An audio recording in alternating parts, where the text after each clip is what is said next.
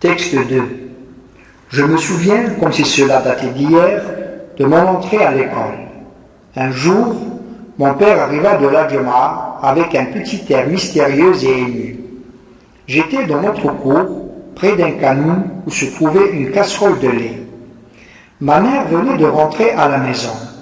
Elle allait prendre une pincée de sel et une motte de couscous pour préparer mon déjeuner du matin. Je dois préciser d'ailleurs que pareil déjeuner ne m'était accordé qu'exceptionnellement. Il fallait pour cela la conjonction de plusieurs circonstances. D'abord avoir du couscous, du lait, ensuite choisir le moment, attendre notamment l'absence de ma petite sœur, car elle aurait revendiqué sa part de l'aubaine, ce qui aurait obligé ma mère à augmenter la dose commune ou à exciter notre gourmandise sans la satisfaire complètement. Donc, ce matin-là, toutes les conditions étant réunies, j'étais là, seul face à la casserole, les yeux encore pleins de sommeil, mais le ventre parfaitement éveillé. Hélas, il était écrit sans doute que j'apprendrais de bonne heure que certaines choses coupent l'appétit.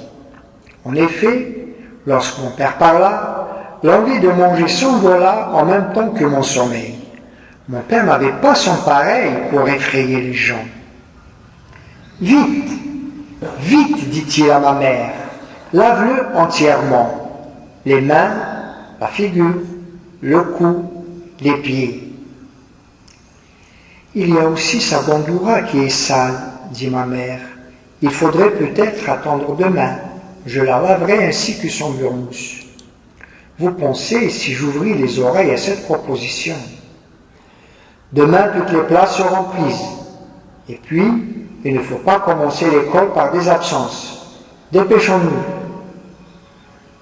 Je fus débarbouillé en hâte, et 5 minutes après, encore abasourdi, je débarquai dans la vaste cour de l'école, toute grouillante d'élèves, à 100 lieues de mon petit déjeuner.